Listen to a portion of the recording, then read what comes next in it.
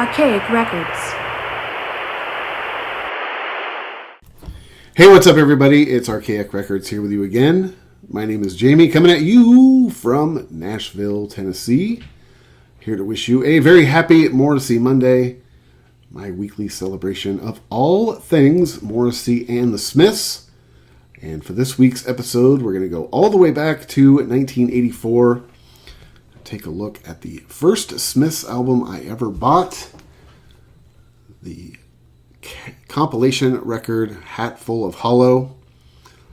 I believe I've told you on this channel in the past that my Morrissey fandom was born in the spring of 1994 when a fellow classmate loaned me a copy of Morrissey's solo album Bone a Drag on a school field trip. I was so completely blown away by that record that I immediately ran out and bought a copy of my own. And over the course of the next few months, I went out and I pretty much bought everything I could find from Morrissey's solo catalog, everything that had been released up to that point at least. Now at the time, for some reason, I was really hesitant to sort of get into the Smiths. In fact, I used to even tell people ignorantly, oh yeah, I like Morrissey, but I'm not really too much into the Smiths. Looking back on it now, it's hard to understand why I felt this way. I think a part of it was because I was such a big Morrissey fan, a fan of his solo material, that I thought that the Smiths material just kind of wouldn't be as good. It wouldn't, size up to the solo catalog.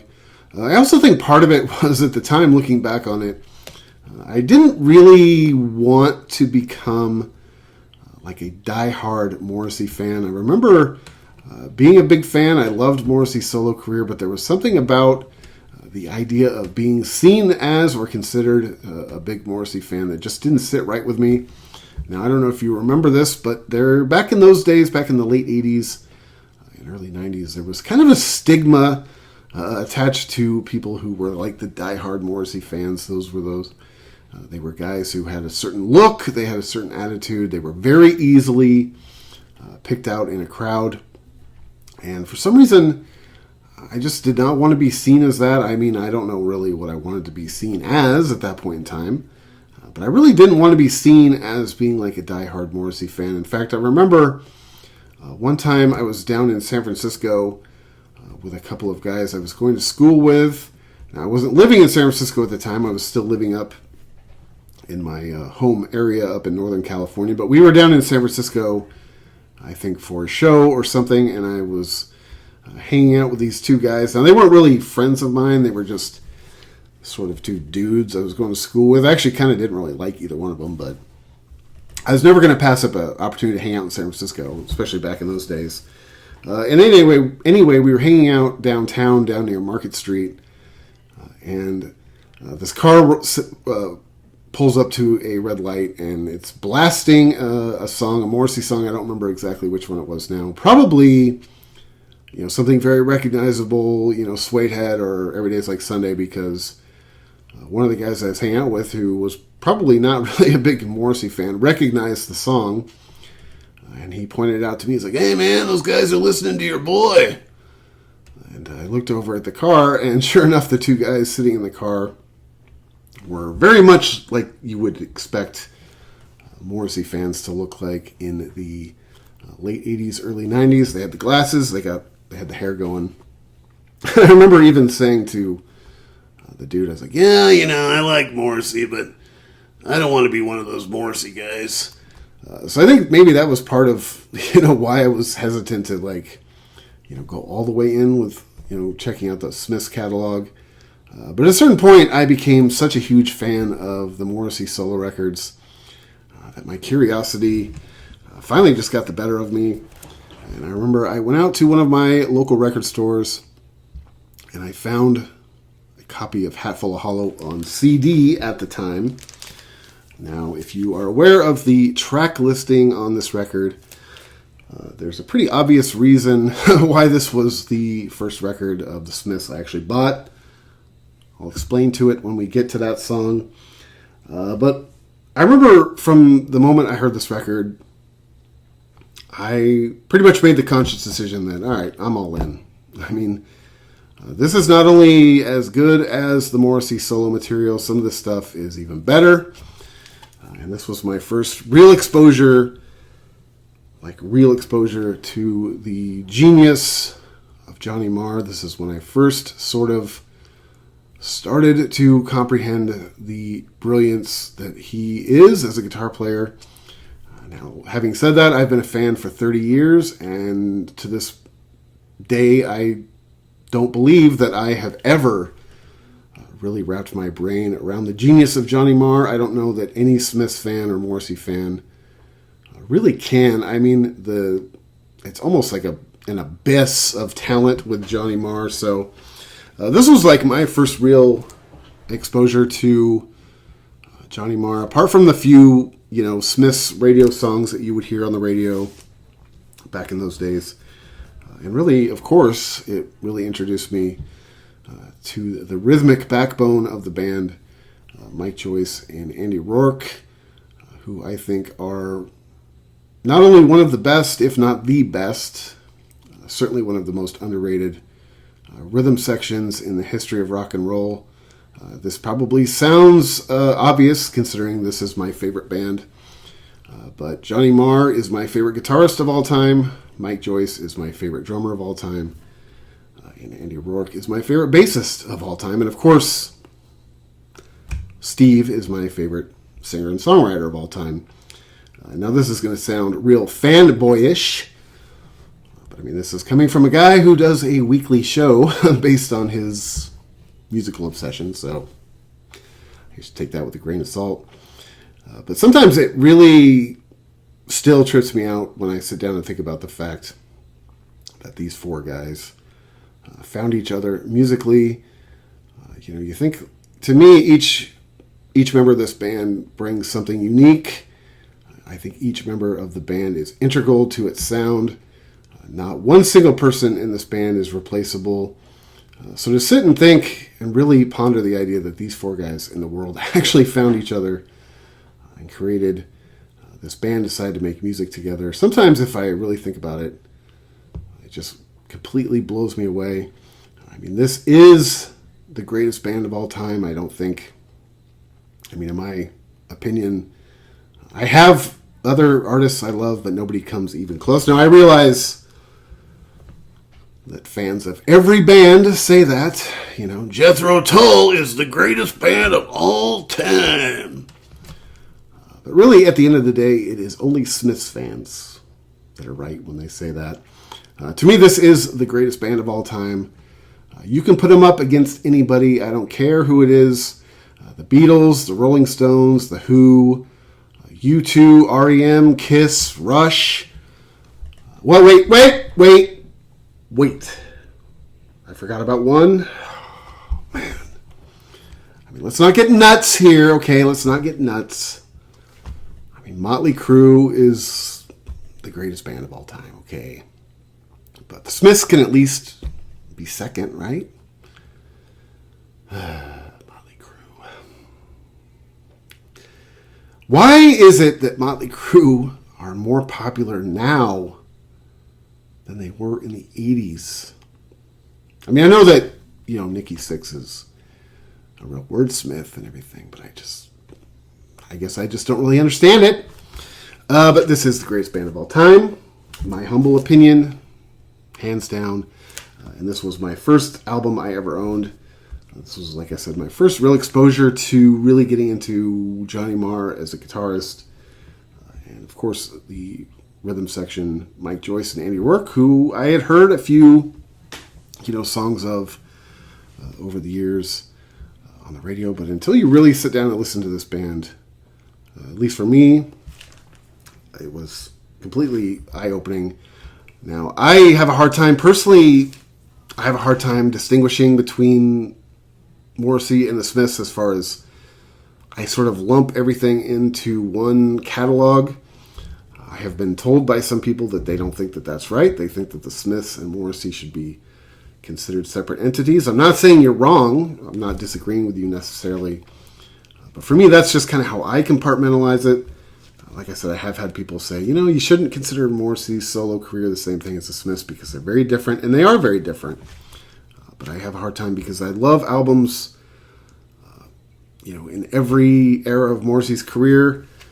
I mean, Morrissey's solo career, I will say, he does have a couple records that I don't necessarily love. He has a couple albums that have a fair amount of clunkage on them, whereas I will say with the Smiths, I mean, obviously the Smiths only put out 4 studio records and, the compilations, but there's just not really any clunkage in the Smiths catalog.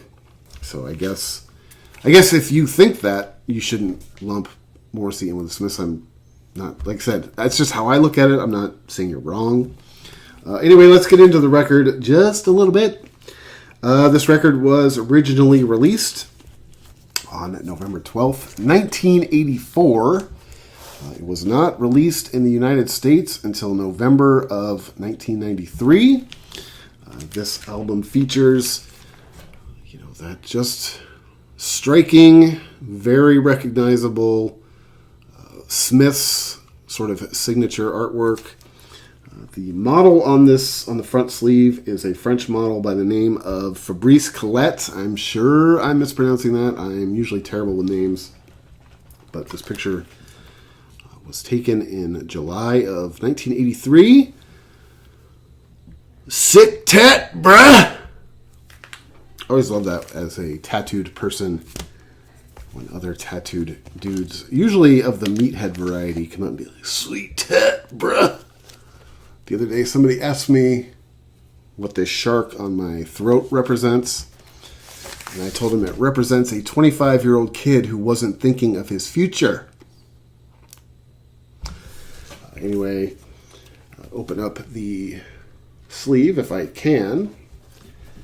And this is actually one of my favorite pictures of the band ever. I love that Andy Rourke is in the front. Mike Joyce has got a butt going. Gotta love the wood paneling on the wall behind him. I think that's pretty snug. Anyway, like I said, this was the first Smiths album I ever bought. There is a pretty obvious reason, if you think about it, as to why it was the first record I ever bought. I will get to that when we get to the track. But pretty much as soon as I bought this record, like I said, I was just all in at this point in time. I was like, all right, taking off the shoes, going right into the deep end. And of course, I went out right after this and bought the rest of the Smiths material. And here I am now. Anyway, let's get into the record a little bit. The first song on this record, of course, is a song called William, It Was Really Nothing. Now, apparently, this song is a song about marriage. Marriage, at least from the male perspective. I saw in an interview one time where Morrissey said, there's a million songs about marriage from the feminine perspective, but he hadn't really heard many, or if any at all, about marriage from the male perspective. And judging by the lyrics of this song, it's pretty easy to get a sense of Morrissey's stance on this sacred institution. Now, I'm happily married, but perhaps Morrissey thinks that is a fallacy. The next song after that, I really love the song, William, It Was Really Nothing. I'm telling you right now, there's really not much on this album I don't like. This is one of the greatest albums of all time. Greatest band of all time. The next song after that is a song called What Difference Does It Make? This song is apparently based on a character in a Jack Kerouac novel called The Dharma Bums. A character named Ray Smith. In the book, Ray Smith continually asks the question, what difference does it make? Ray Smith? The Smiths? Coincidence? I don't know. The next song after that is These Things Take Time. This song is at least marginally homoerotic. I love the lyrics of the song. I love the music to this song. I've heard people say that Morrissey wrote the lyrics to this song in gay code.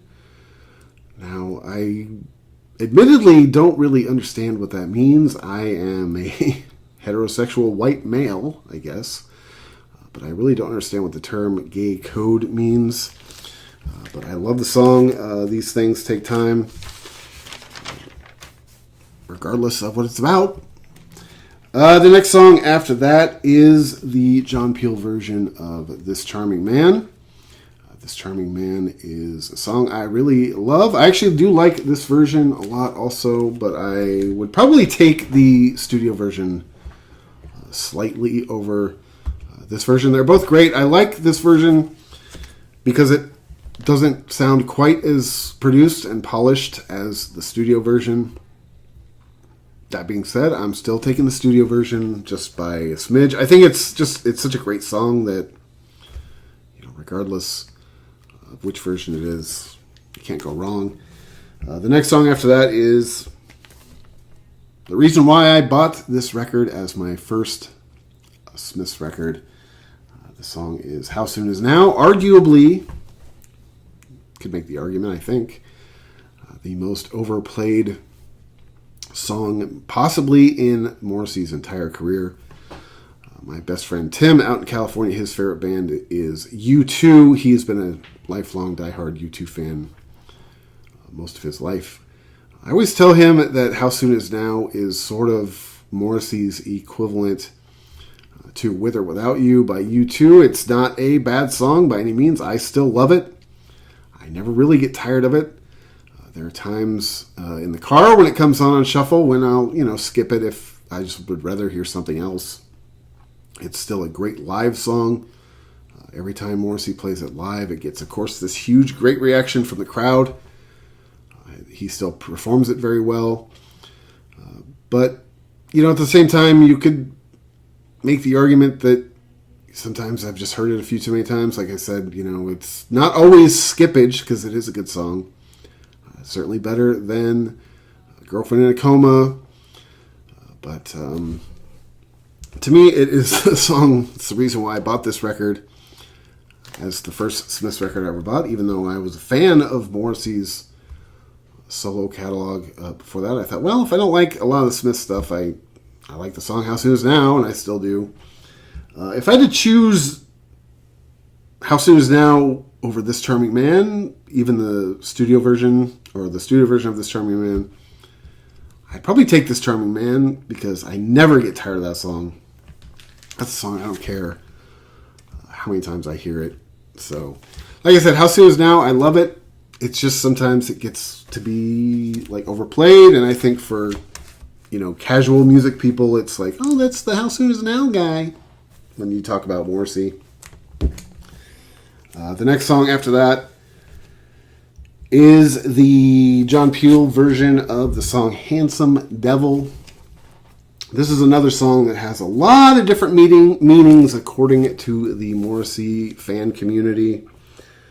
I tend to agree with the theory that this song is about one of Morrissey's former school teachers, a teacher who was drawn to students in a sexual way. I really love this song. I love the lyrics. I love the up-temponess of it, and I love, in fact, the sort of rage in Morrissey's voice. This is, to me, one of the more underrated songs on the album.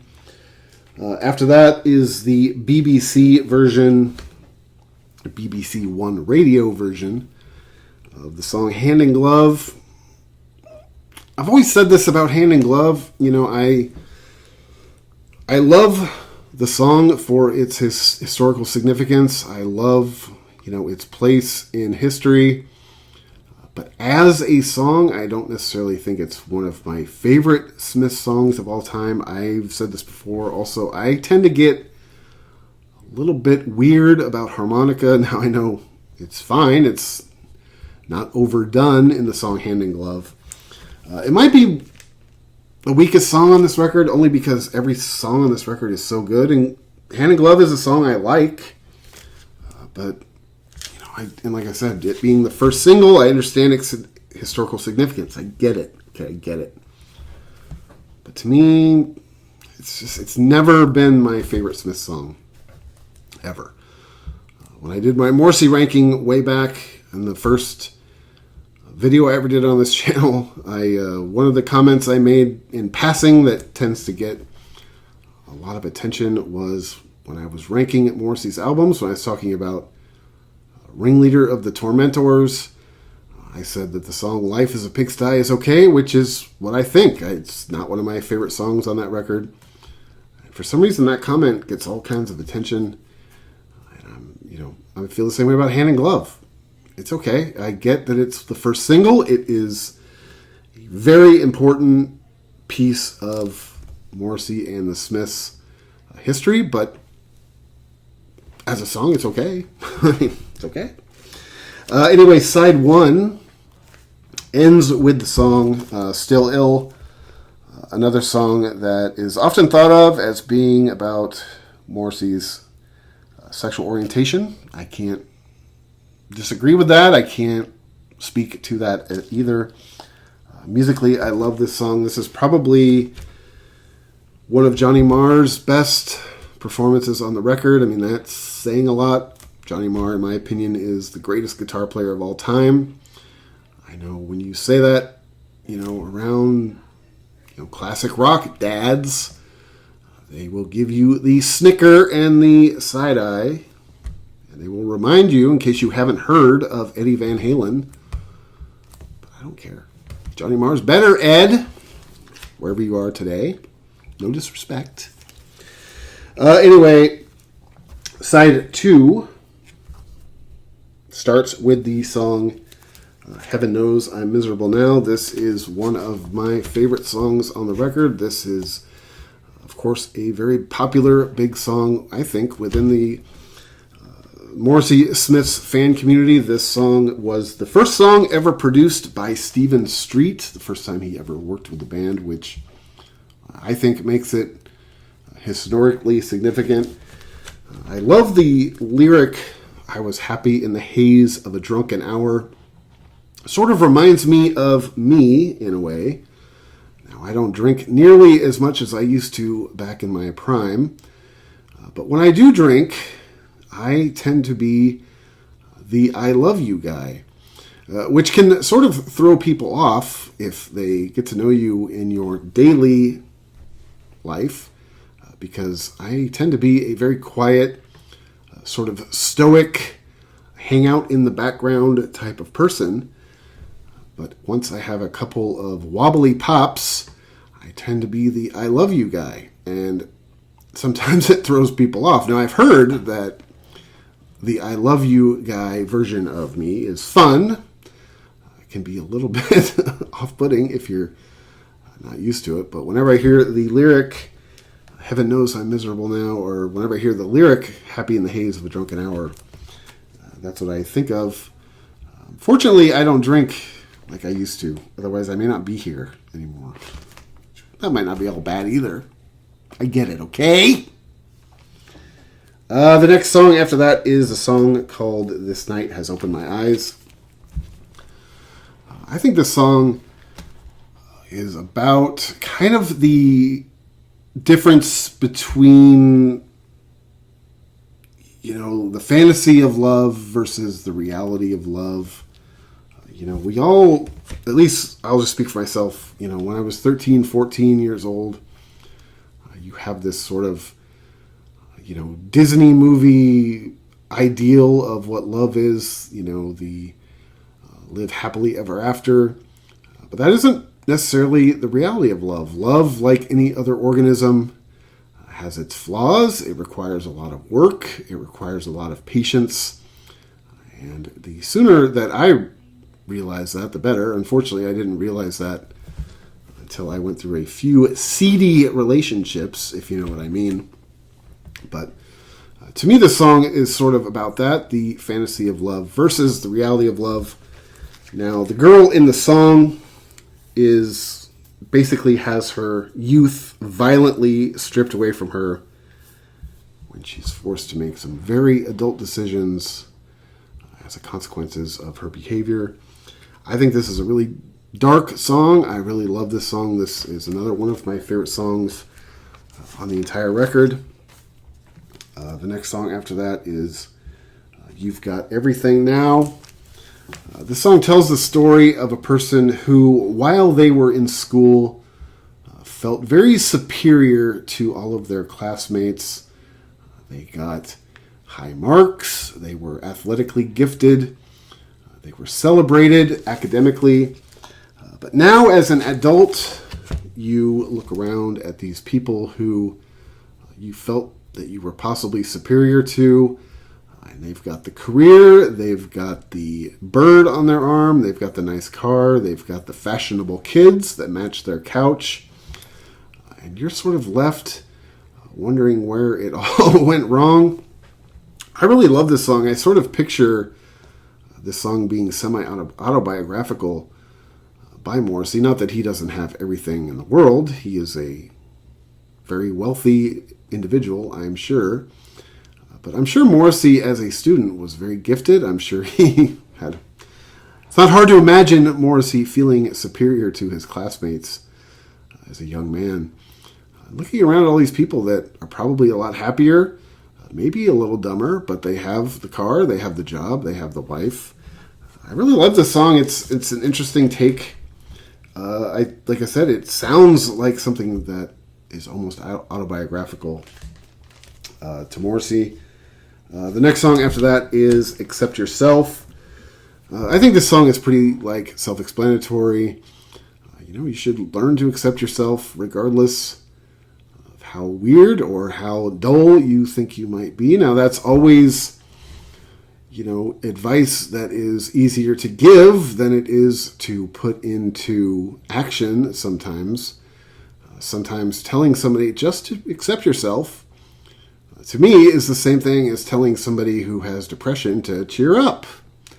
I know, speaking for myself, somebody who has self-acceptance issues, it's hard sometimes to deprogram that. I, as a kid, was not taught to accept myself. Quite the opposite, in fact.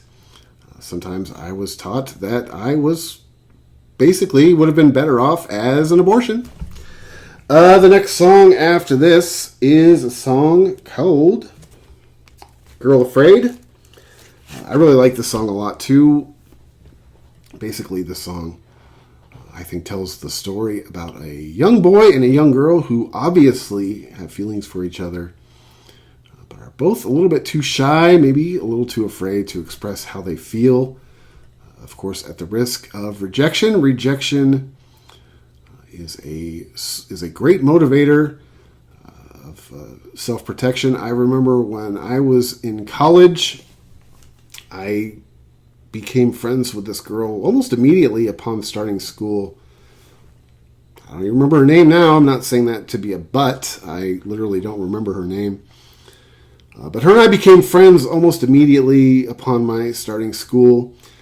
And I had never had a female friend before. I hadn't really had a girlfriend before. I mean, I know it's hard to imagine, but I was not really a babe magnet in high school. So I started hanging out with this girl every day at school, and sometimes after school we would go hang out. She was also very into music. She liked going to our local CD stores, so we would go together sometimes. And over the course of not very long a period of time, I started to develop what I thought were very sincere, very hard, heavy feelings for this girl. But at the time, I just did not have the social skills to sort of put those feelings out there. I was petrified of rejection, and this sort of cat and mouse game went on for probably a calendar year, where I just felt like I was totally in love with this girl, and I sort of felt like she might feel the same way, but I just could not bring myself to bring it up. At a certain point in time, like I said, probably a year down the road, she started dating another fella, and I got really uptight about it. I did not like it at all. I got real weird about it, and it was one of my friends who fortunately kind of had to rein me in. They're like, dude, you weren't with her. I mean, it's possible that she just saw you guys as friends. And even if she didn't at the beginning, after a calendar year of hanging out, that's just the message that was sent. And it always makes me think of that girl who, again, I don't even remember her name. Whenever I think of, or I hear the song, Girl Afraid. But she was a cool friend, at least. I mean, like I said, I hadn't had many female friends up to that point. The next song after that is a song called Back to the Old House, another song I love. To me, this song is a relationship with painful things in your past. You know, coming to terms with the fact that those memories will always be there. They always live up here somewhere. They can sort of help mold who we are, but we don't have to live in it every day. Keep in mind that life is lived out here in front of you. It's not lived behind you. I really love the message in the song. I always, well, not always. I, in the past, have had a tendency to struggle with living in the past a little bit. But I feel like I've come to a pretty decent relationship in my life, realizing that, you know, those things, they shape who you are, they mold who you are, they can. They definitely mold part of who you are, but they don't have to identify, they don't have to create, they don't have to define you, basically, is what I'm trying to say. Life is like in front of you. Life is what you're making it today. For me in my life, you know, the old house in the song is literally an old house. There was a house that I grew up in as a kid, and the house was just a bad place for me. It was a place with a lot of pain and a lot of bad memories associated with it. And, you know, every time, now I've lived all over the country. I've moved around a lot. I always joke with people when I tell them how much I've moved and how many different places I've lived. I always sort of joke with people that, I just keep running away from myself and I always show up. And people are like, if I were you, I'd run away too. Yeah. But anyway, every time I would come home to, visit friends and family, inevitably somebody would be like, hey, you want to go drive by the old house? And I'd be like, okay. And as you drive into the neighborhood I grew up in, as soon as you kind of get within a few blocks, you sort of like, you started getting like butterflies in your gut. And every time I would see the house, I would literally feel as if I were almost going to get physically ill. Now in 2018, that house burned down. And I'm not saying this. Saying this is going to sound shitalicious. And I mean no disrespect to the people who owned the house when it burned down, because my family left that house. I think we moved out of that house in 1989 or 1990, something like that. In 2018, the house burned down.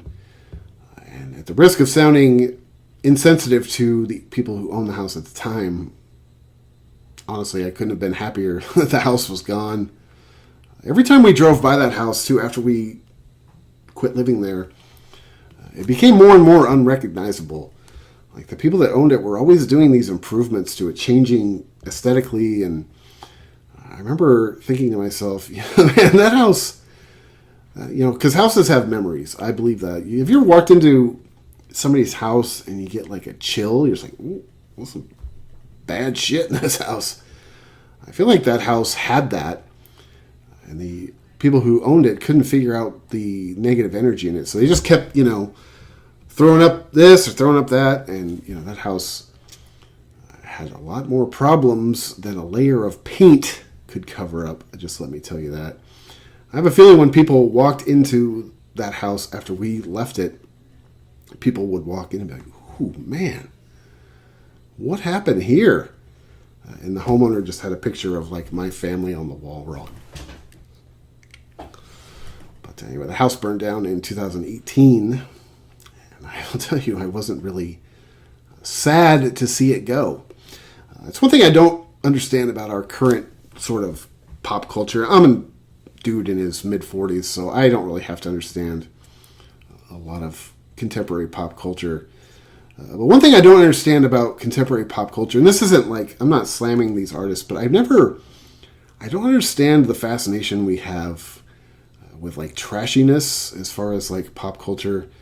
You know, artists like Post Malone and Billie Eilish. Now, I made a comment about Post Malone on a video I made about a couple weeks ago, and somebody shot back at me saying, "Hey, don't talk shit about Post Malone. He's not all that bad." This has nothing to do with his music. It's just a thing. You know, he looks trashy. It's like a white trash thing. I've always found it to be interesting, or I do find it interesting, that we have this fascination with white trashness in our pop culture right now. Because I'll tell you right now, if you grow up white trash, it's not that interesting. It's not that funny. I never understood the TV show Roseanne. I never understood how she became like thought of as being this like great funny comedian. Because if you ever go back and watch that TV show, and you grow up in a house sort of like that, that show ain't funny, man. Growing up with Roseanne as a mom, it ain't all cupcakes. Anyway, sorry for that little... I get sidetracked, in case you hadn't noticed. Anyway, the next song after that is Reel Around the Fountain. A song basically about unrequited love. Another topic, not unlike Girl Afraid. I love this song. The album ends with a song called Please, Please, Please Let Me Get What I Want.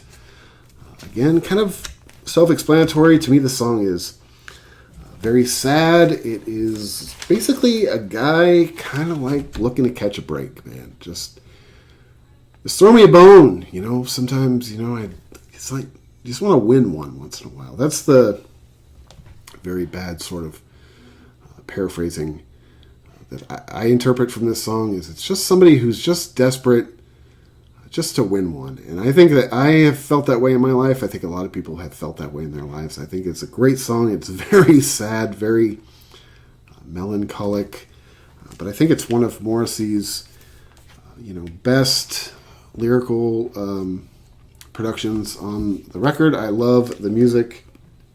Now, before we get out of here this week, I wanted to test the resolve of one of my most loyal viewers and commenters, Branch Leader 73. He and I are always having interesting conversations on the YouTube, which I do appreciate.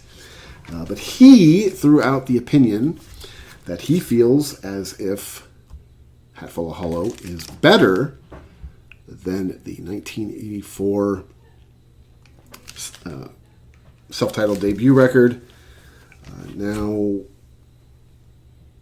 in a way, I think I want to kind of agree with that, although it's sort of a, it's kind of a handicap match, right? Because, this one has 16 songs, all of which are great.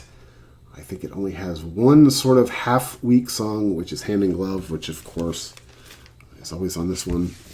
It's also on this one, I should say. And this does not have, this version of this does not have This Charming Man. But generally speaking, I mean, which one would you take? Would you take the 1984 self-titled debut, or would you take Hatful of Hollow? Branch Leader 73 told me that he would take Hatful of Hollow, much like I think that Bona Drag is better than Viva Hate. I mean, not even close in my opinion. Bona Drag is my favorite album of all time, so that's easy. I mean, but which would you take? If you had to choose one, if you could only take one with you, you can only keep one and leave the other one behind. I